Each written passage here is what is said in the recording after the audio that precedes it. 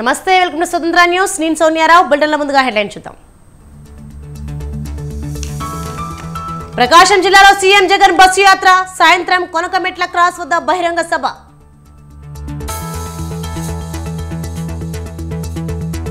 నేడు కృష్ణా జిల్లాలో చంద్రబాబు ప్రజాగరం యాత్ర, పామరు ఉయ్యూరులో బహిరంగ సభలు.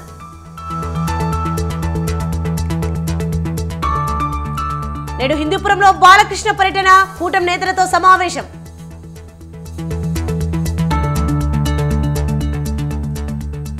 టీడీపీ జనసేన బీజేపీ తప్పుడు ప్రచారం, సీఈసీని ఆశ్రయించిన ఏపీ పోలీస్ అధికారులు.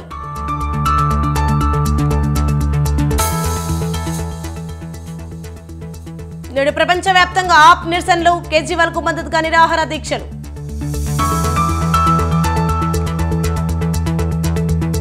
బెంగళూరుపై రాజస్థాన్ విజయం, 6 వికెట్ల తేడాతో గెలుపొందిన రాయల్స్.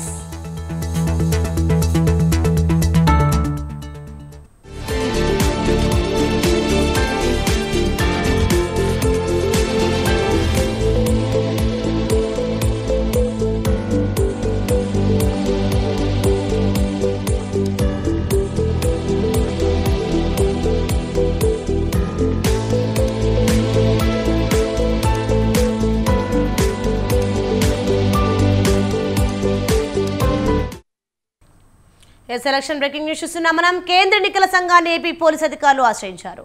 టీడీపీ జనసేన బీజేపీలు పోలీసు అధికారులపై తప్పుడు ఆరోపణలు చేస్తున్నారని సీఈసీకి ఫిర్యాదు చేశారు. తమ అనుకూల మీడియాలో తప్పుడు కథనాలపై సీఈసీకి కంప్లైంట్ ఇచ్చారు. పోలీసుల నైతి మానసిక స్థైర్యాన్ని దెబ్బతీస్తున్నారని, ఎలాంటి ఆధారాలు లేకుండా నిందలు వేస్తున్నారని వారు ఆరోపించారు.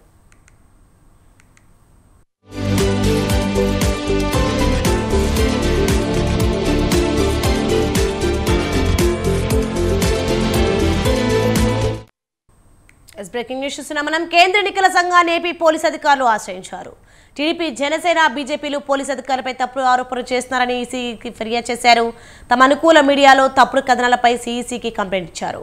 పోలీసుల నైతిక మానసిక స్థైర్యాన్ని దెబ్బతీస్తున్నారని, ఎలాంటి ఆధారాలు లేకుండా నిందలు వేస్తున్నారని వారు ఆరోపించారు. రైట్కి ఇదే అంశంపై మరింత సమాచారం మా ప్రతినిధి సంతోష్ ఫోన్లలో అందిస్తారు. సంతోష్, చెప్పండి, కేంద్ర ఎన్నికల సంఘాన్ని ఏపీ పోలీసు అధికారులు ఎందుకు ఆశ్రయించారు? దీనిపైన అప్డేట్స్ ఏంటి? ఏపీలో ఎన్నికల ప్రచారం రాజకీయంగా అయితే గనక రసవత్తరంగా మారుతున్నాయని చెప్పుకోవాలి. ఎందుకంటే ఒక పక్క రాజకీయాలు చూసుకున్నట్లయితే గనక పార్టీల మీద, అదేవిధంగా ప్రభుత్వాల మీద విమర్శలు చేస్తారు. కానీ ఇప్పుడు చూసుకున్నట్లయితే గనక ప్రభుత్వ సారథుల మీద అయితే గనక ఇటు విరుచుకుపడుతున్న పనితీరు అయితే గనక ఇప్పుడు ప్రస్తుతం రాజకీయ ప్రతిపక్షాలు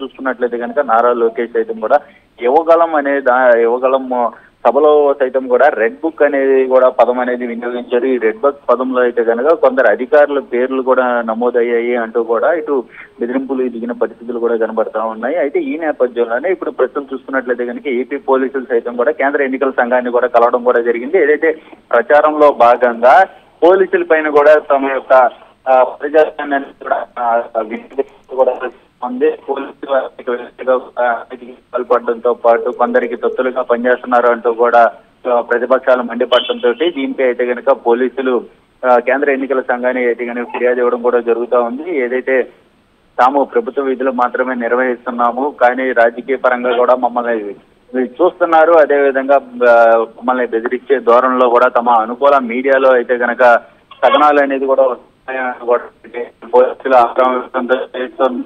ఇటు కేంద్ర ఎన్నికల సంఘాన్ని కూడా కనుక ఇటు కేంద్ర ఎన్నికల సంఘం ఏ విధంగా రెస్పాన్స్ అవుతుంది అన్న దానిపై అయితే కనుక ఇటు చూడాల్సిన పని అయితే ఉంది. ఏదేమైనప్పటికీ ఇటు ఏపీలో రాజకీయ ప్రచారం అనేది కూడా ఇప్పుడు ప్రస్తుతం అయితే కనుక హీటు పెంచిందనే చెప్పుకోవాలి. Soni, thank you Santosh.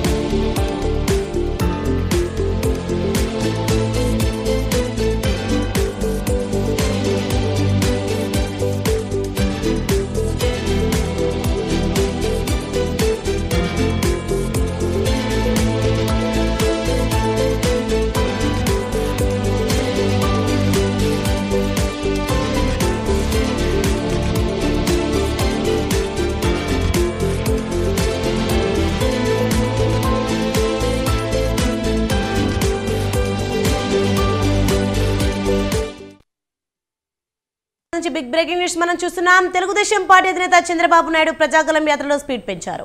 ఇవాళ కృష్ణా జిల్లాలో చంద్రబాబు ప్రజాగలం పర్యటన కొనసాగనుంది. ఈ సందర్భంగా ఆయన రోడ్ షోలు, బహిరంగ సభలో ప్రసంగిస్తున్నారు.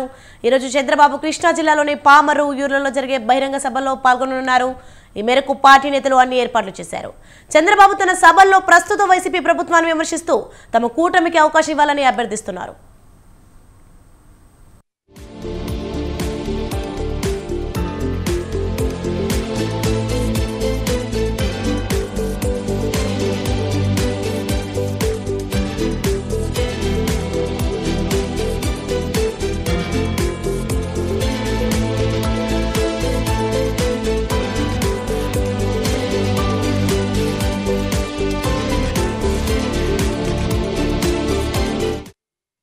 ప్రజాగలం పేరుతో చంద్రబాబు రాష్ట్రమంతటా పర్యటిస్తున్నారు. మలి విడత యాత్రలో భాగంగా తూర్పు, పశ్చిమ గోదావరి జిల్లాలో పర్యటించిన చంద్రబాబు నిన్న పల్నాడు జిల్లాలో పర్యటించారు. ఈరోజు చంద్రబాబు కృష్ణా జిల్లాలో పర్యటిస్తున్నారు. ప్రజాగలం పేట సభలు నిర్వహిస్తూ ప్రజల్లోకి వెళ్తున్నారు.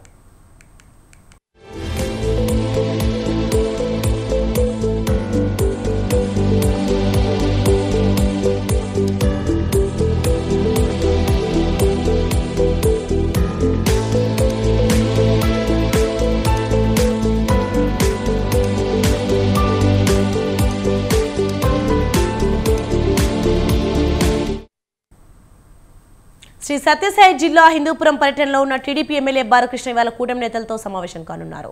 హిందూపురం టీడీపీ అభ్యర్థిగా 3వ పోటీ చేస్తున్నారు బాలయ్య. ఈ నేపథ్యంలో కూటమి నేతలతో సమావేశం అవుతున్నారు. దళితుల ఆత్మీయ సమావేశంలో పాల్గొనున్న బాలకృష్ణ సాయంత్రం ముస్లింలకు ఇఫ్తార్ విందు ఏర్పాటు చేశారు.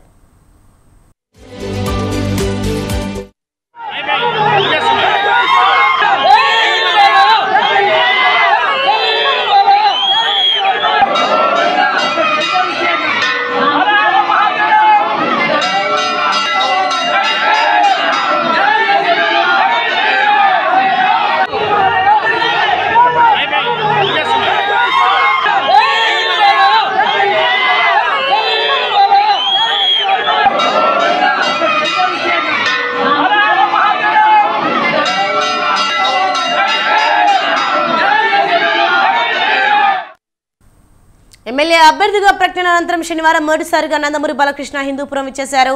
ఈ సందర్భంగా టీడీపీ, జనసేన, బీజేపీ నాయకులు, కార్యకర్తలు తూమకుంట చెక్పోస్ట్ వద్ద ఘనంగా స్వాగతం పలికారు. అక్కడి నుంచి సూగూరు ఆంజనేయ స్వామి దేవస్థానం చేరుకున్నారు. ఆలయంలో ప్రత్యేక పూజలు నిర్వహించారు. ఆలయం నుంచి ప్రచార రథంపై ఎమ్మెల్యే బాలకృష్ణపుర ప్రధాన వీధుల్లో ర్యాలీ నిర్వహించారు. బాలయ్యను చూసేందుకు ప్రజలు రోడ్డు పక్కన పెద్ద ఎత్తున నిల్చున్నారు. మహిళలు జై బాలయ్య, జై బాలయ్య అంటూ పెద్ద ఎత్తున నినాదాలు చేశారు. 3 కిలోమీటర్ల మేర సాగిన ఈ ర్యాలీలో ప్రజలకు అభివాదం చేసుకుంటూ ఎమ్మెల్యే నందమూరి బాలకృష్ణ క్యాంప్ కార్యాలయం చేరుకున్నారు. ఈ కార్యక్రమంలో టీడీపీ, జనసేన, బీజేపీ నాయకులు, కార్యకర్తలు భారీ సంఖ్యలో పాల్గొన్నారు.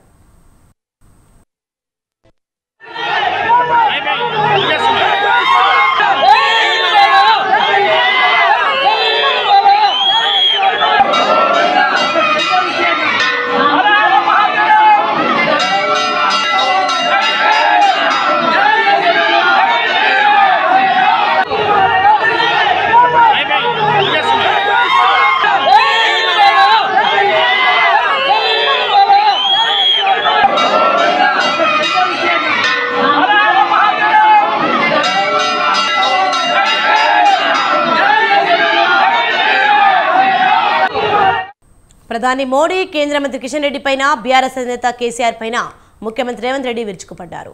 10 ఏళ్లలో తెలంగాణ రాష్ట్రాన్ని కేసీఆర్ దోపిడీ దొంగలా దోచుకుంటే ప్రధాని మోడీ మాత్రం ప్రాంతాలు, రాష్ట్రాలు, ప్రజల మధ్య చిచ్చుపెట్టి విభజన తెచ్చారని అన్నారు.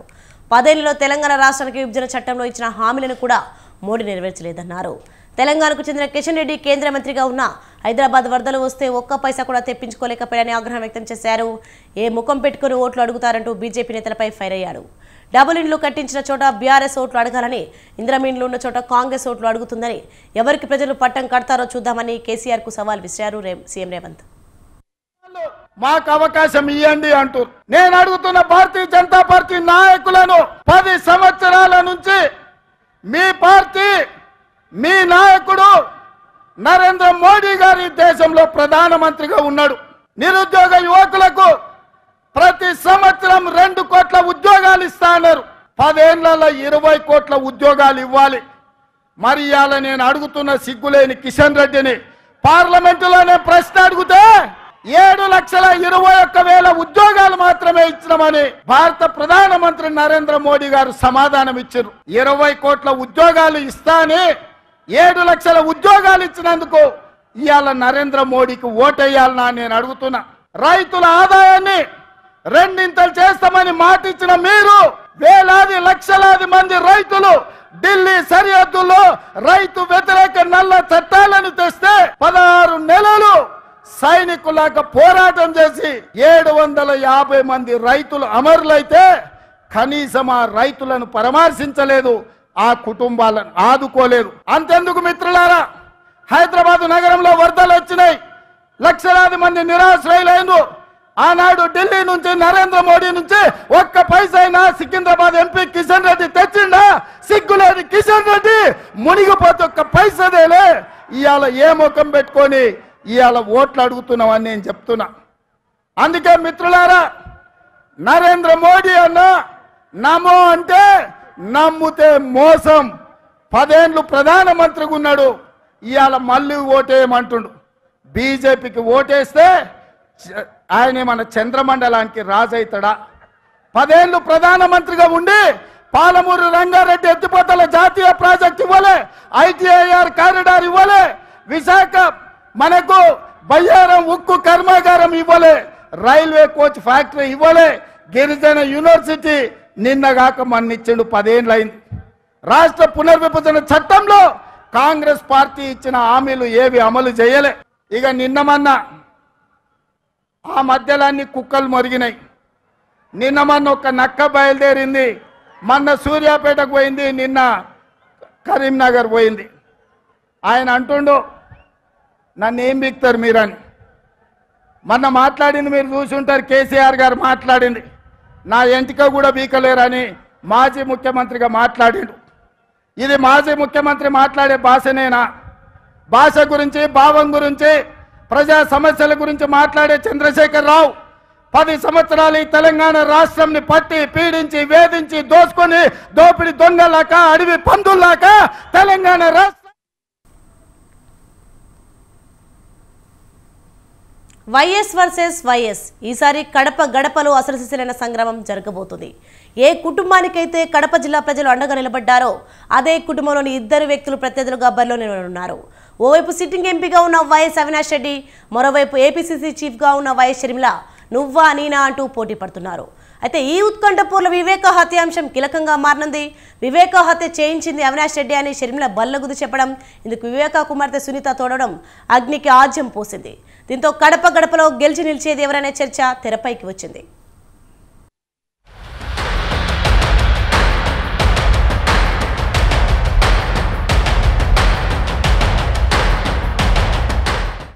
ఏపీ ఎన్నికలు ఈసారి తీవ్ర ఉత్కంఠ రేపుతున్నాయి. అధికార వైసీపీ ఒంటరి పోరుకు సిద్ధమవుతుంటే టీడీపీ, జనసేన, బీజేపీ కూటమిగా ఎన్నికల బరిలో దిగనున్నాయి. మరోవైపు గత ఎన్నికల తర్వాత అసలు జెండా మోసేవారే లేరనుకున్న కాంగ్రెస్ పార్టీ ఈసారి అధికార వైసీపీతో ఢీ అంటే ఢీ అంటూ ముందుకొచ్చింది. అంతేకాదు ఈసారి కడప గడపలో వైఎస్ఆర్ కుటుంబ సభ్యుల మధ్య అసలు సిసలైన పోటీ జరగనుంది. ఇప్పటికే వైసీపీ తరఫున కడప అభ్యర్థిగా సిట్టింగ్ ఎంపీ అవినాష్ రెడ్డి పేరును ప్రకటించారు జగన్. అయితే ఆయనకు ప్రత్యర్థిగా కాంగ్రెస్ అభ్యర్థిగా ఏపీసీసీ చీఫ్ వైఎస్ షర్మిలను బరిలోకి దింపుతోంది ఆ పార్టీ హైకమాండ్. దీంతో వైఎస్ కుటుంబ సభ్యుల మధ్య పోరు రసవత్తరంగా మారనుందంటూ రాజకీయ విశ్లేషకులు అంచనా వేస్తున్నారు.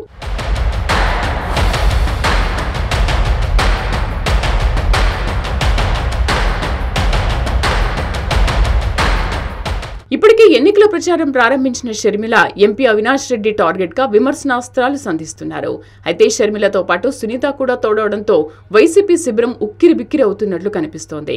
వైఎస్ వివేకానందరెడ్డి హత్య అంశాన్ని లేవనెత్తుతూ తన పోటీకి ప్రధాన కారణం బాబాయ్ హత్యేనని షర్మిల ప్రకటించడం ఇప్పుడు హాట్ టాపిక్ గా మారింది. తనను ఎంపీ చేయాలని వివేకానందరెడ్డి పరితపించారని, అప్పట్లో తాను ఆ విషయాన్ని పట్టించుకోలేదని, ఆయన హత్య జరిగిన తర్వాత తనకు అర్థమైందని షర్మిల చెప్పుకొచ్చారు. హత్య రాజకీయాలకు ముగింపు పలకాలంటే జగన్ అవినాష్ ను ఓడించాలని పిలుపునిచ్చారు. అంతేకాదు జగన్ హత్య రాజకీయాలు ప్రోత్సహించారని, ఆలస్యంగా తెలుసుకున్నారని, వివేకానందరెడ్డిని హత్య చేసిన వారికి మరోసారి ఎంపీ టికెట్ ఇవ్వడం వల్లే తాను పోటీ చేయాల్సి వచ్చిందని షర్మిల ప్రకటించడం రాజకీయ వర్గాల్లో ప్రకంపనలు రేపుతోంది. రాజశేఖర్ రెడ్డి గారి సొంత తమ్ముడిని 5 సంవత్సరాల క్రితం గొడ్డలితో ఘోరాతి ఘోరంగా అతి దారుణంగా చంపేస్తే కనీసం ఈ రోజు వరకైనా న్యాయం జరిగిందా? హంతకులు, హత్య చేసిన వాళ్ళు, హత్య చేపించిన వాళ్ళు యథేచ్ఛగా రోడ్డు మీద తిరుగుతున్నారు అంటే ఇక న్యాయం బ్రతికున్నట్ట? ఎందుకు తిరగగలుగుతున్నారు? ఎందుకు శిక్ష పడలేదు? ఎందుకంటే సాక్షాత్తు ముఖ్యమంత్రి గారు జగన్మోహన్ రెడ్డి గారు అధికారం ఇస్తే అధికారాన్ని వాడుకొని హంతకుల్ని కాపాడుతున్నారు ఈ రోజు జగన్మోహన్ రెడ్డి గారు. కాబట్టే ఈ రోజు అవినాష్ రెడ్డి అనేవాడు దోషైనా కూడా ఈ రోజు వరకు కూడా శిక్ష పడకుండా తిరుగుతున్నారు. కనీసం ఒక్క రోజు కూడా జైల్లో గడపలేదు. 5 సంవత్సరాలు అయిపోయింది చనిపోయి. హత్య చనిపోలేదు, చంపారు. చనిపోలేదు, చంపారు. 5 సంవత్సరాలు అయింది చంపేసి. ఈ రోజు వరకు కూడా ఒక్క రోజు కూడా జైల్లో గడపలేదు. కేవలం జగన్మోహన్ రెడ్డి గారి అధికారాన్ని అడ్డు వేశాడు కాబట్టి. మరోవైపు షర్మిల తరఫున కడప గడపలో వైఎస్ సునీత కూడా ప్రచారం చేస్తున్నారు. వైఎస్ షర్మిలను ఎంపీ చేయాలని తన తండ్రి వైఎస్ వివేకానందరెడ్డి ఎంతగానో తాపత్రయపడ్డారని ఆమె చెప్పారు. రాజకీయాల కోసమే తన తండ్రిని క్రూరంగా హత్య చేశారని ఆవేదన వ్యక్తం చేశారు. హత్య చేయించిన అవినాష్ రెడ్డి మళ్లీ ఎంపీగా పోటీ చేస్తున్నారని, ఆయనను ఓడించాలని పిలుపునిచ్చారు.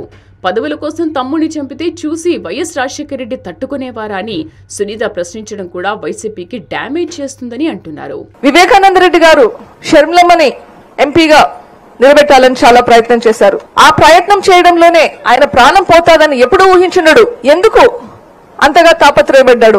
ఆలోచించండి. ఇప్పుడు షర్మిలమ్మని చూస్తే మీకు ఎవరు గుర్తొస్తారు? సాక్షాత్తు వైఎస్ రాజశేఖర రెడ్డి రూపంలా ఉంటది. అదే చిరునవ్వు, అందరినీ కలుపుకొని పోతుంది ఎక్కడికి పోయినా. అదే విధంగా కష్టపడి పనిచేస్తాడు. ఇవన్నీ చూసి వివేకానంద రెడ్డి గారు షర్మిలమ్మ మన కడప జిల్లాలో ఎంపీగా ఉంటే మన ప్రజలకి చాలా అవసరం బాగా అవుతుంది అని చెప్పి ప్రయత్నించాడు. ఆయన చేయలేకపోయాడు. ఇప్పుడు ఆయన కోరిక తీర్చడానికి ఇప్పుడు మీ ముందుకు వచ్చింది షర్మిలమ్మ. ఈ రోజు మనకందరికి ఒక అవకాశం వచ్చింది. మనమందరము కలిసి షర్మిలమ్మను గెలిపిద్దాం. కడప జిల్లా ఎంపీగా షర్మిలమ్మను గెలిపిద్దాం. మీరు వస్తారా ఈ పోరాటంలో? అయితే కడపలో వివేకానందరెడ్డి హత్య అంశం తప్పకుండా ప్రభావం చూపుతుందని విశ్లేషకులు అభిప్రాయపడుతున్నారు. గత ఎన్నికల్లో వైసీపీకి వివేక హత్య ఎంత సానుభూతి తెచ్చిపెట్టిందో, గత 5 సంవత్సరాలుగా జరిగిన పరిణామాలు వైసీపీకి అంతగా ఇబ్బందిగా మారాయని చెబుతున్నారు. అప్పట్లో సీబీఐ విచారణ కోరిన జగన్ అధికారంలోకి రాగానే యూటర్న్ తీసుకోవడం, వైసీపీ ప్రభుత్వ 5 ఏళ్ల పాలనలో అసలు హంతకులను పట్టుకోలేకపోవడం, అందులోనూ అన్ని వేళ్లు కడప ఎంపీ అవినాష్ రెడ్డి వైపు చూపించడంతో ఎన్నికల వేళ ఇది ఖచ్చితంగా వైసీపీకి మైనస్ అవుతుందని అంటున్నారు. పైగా వివేకాను హత్య చేయించింది వైఎస్ అవినాష్ రెడ్డేనని ఇటు షర్మిల అటు సునీత ఇద్దరు బల్లగుద్ది చెప్పడంతో వైసీపీ పరిస్థితి ముందు నుయ్యి వెనక గొయ్యిలాగా ఉంది.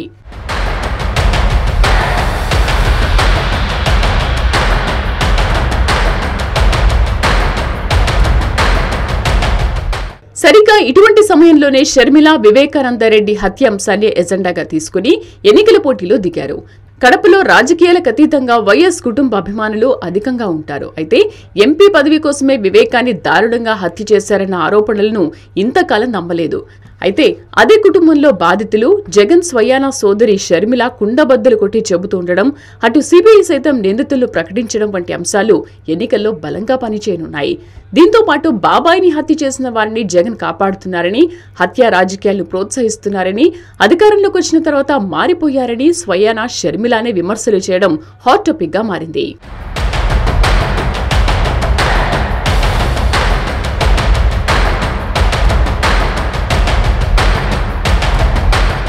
మొత్తానికి కడప గడపలో ఇద్దరు చెల్లెళ్లు రంగంలోకి దిగి వివేక హత్య కేసును ప్రధానంగా లేవనెత్తడంతో వైసీపీకి గట్టి దెబ్బ తగలడమే కాదు, సోదరి చేతిలో చిత్తవడం ఖాయమని రాజకీయ విశ్లేషకులు అంచనా వేస్తున్నారు. మరి ఈసారి ఎన్నికల్లో కడప గడపలో ఎవరు గెలుస్తారు? ప్రజలు ఎవరి వైపు ఉన్నారో? వివేక హత్య అనంతర పరిణామాలు వైసీపీని దెబ్బతీస్తాయా అన్నది తేలాలంటే ఎన్నికల ఫలితాల వరకు వేచి చూడాలి.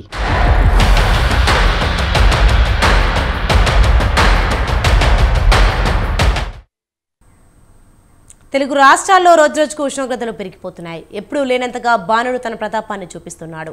ఇప్పటికే పలుచోట్ల 43.5 డిగ్రీలకు చేరిన ఉష్ణోగ్రతలు రానున్న రోజుల్లో మరింత పెరుగుతాయని, అవసరమైతే తప్ప బయటకు వెళ్లొద్దని వాతావరణ శాఖ హెచ్చరికలు జారీ చేసింది. అధిక ఉష్ణోగ్రతతో ప్రజలు ఉక్కిరిబిక్కిరవుతున్నారు.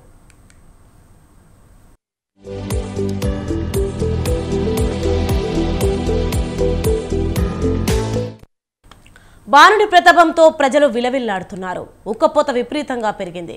ముఖ్యంగా పిల్లలు, వృద్ధులు తీవ్ర అవస్థలు పడుతున్నారు.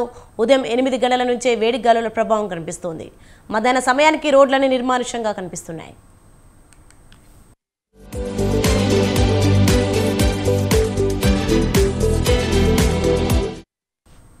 గతేడాదితో పోలిస్తే ఏప్రిల్ మొదటి వారంలోనే ఎండల తీవ్రత విపరీతంగా పెరిగింది. మేలో నమోదు కావాల్సిన ఉష్ణోగ్రతలు ఇప్పుడే నమోదవుతున్నాయి. వారం రోజులుగా ఉష్ణోగ్రతలు 40 డిగ్రీల పైనే నమోదు కావడంతో ప్రజలు అల్లాడిపోతున్నారు. వేడిగాలుల ప్రభావంతో రహదారులపై ప్రయాణించాలంటేనే భయపడుతున్నారు.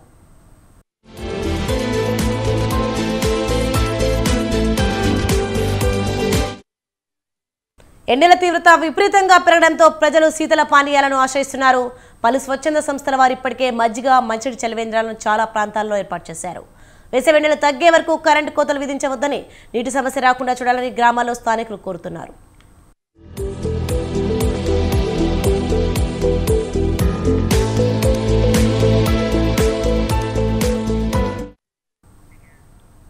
ఐపీఎల్ 2024 సీజన్ క్రికెట్ అభిమానులను ఉర్రూతలొగిస్తోంది. అభిమానులకు కిక్కిరించే మ్యాచ్ నేడు రాత్రి 7:30 ప్రారంభం కాబోతుంది. లక్నో సూపర్ జైంట్స్ను గుజరాత్ టైటాన్స్ ఢీకొంటోంది. పంజాబ్తో జరిగిన మ్యాచ్లో 200 పరుగుల టార్గెట్ను కాపాడుకోవడంలో విఫలమైంది గుజరాత్ టీం. ఇటు లక్నో ఆర్సీబీని ఓడించి మంచి ఊపులో ఉంది.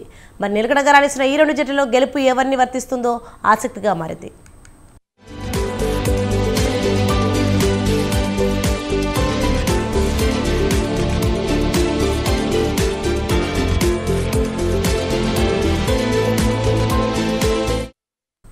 అయితే ఈ సీజన్లో లక్నో నిలకడైన ఫామ్ను కొనసాగిస్తోంది. ఇప్పటివరకు ఆడిన 3 మ్యాచ్ల్లో 2 విజయాలు, 1 ఓటమితో పాయింట్ల పట్టికలో 4వ ప్లేస్లో ఉంది.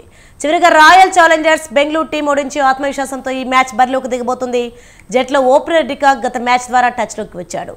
పూరన్ సైతం మెరుపు ఇన్నింగ్స్లో ఆడుతూ జట్టు విజయాల్లో కీలక పాత్ర పోషిస్తున్నాడు. ఇక బౌలర్ల విషయానికి వస్తే మెరుపు బౌలర్ మయాంక్ యాదవ్ లక్నోకు కీలకంగా మారాడు.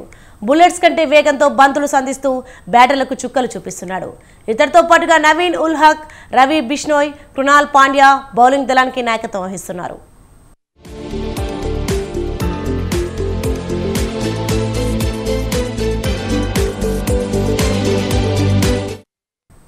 ఇక గుజరాత్ టైటాన్స్ పడుతూ లేస్తూ తన ప్రయాణాన్ని కొనసాగిస్తోంది. ఆడిన 4 మ్యాచ్ల్లో 2 విజయాలు, 2 పరాజయాలతో పాయింట్ల పట్టికలో 7వ స్థానంలో నిలిచింది. చివరిగా ఆడిన మ్యాచ్లో పంజాబ్ చేతిలో ఓడిపోయింది. 200 పరుగుల టార్గెట్ను కాపాడుకోవడంలో పూర్తిగా విఫలమైంది. ఇక జట్టులో కెప్టెన్ గిల్ అద్భుతంగా రాణిస్తున్నాడు. మిగతా వారిలో వృద్ధిమాన్ సహా సాయి సుదర్శన్ బాగానే ఆడుతున్నప్పటికీ వాటిని భారీ స్కోర్లుగా మలచడంలో విఫలమవుతున్నారు. బౌలర్ల విషయానికి వస్తే మోహిత్ శర్మ కీలకంగా మారాడు. అతడికి తోడు Omarzai, Umesh Yadav, Spencer Johnson, Rashid Khan మరింతగా రాణించాల్సి ఉంది.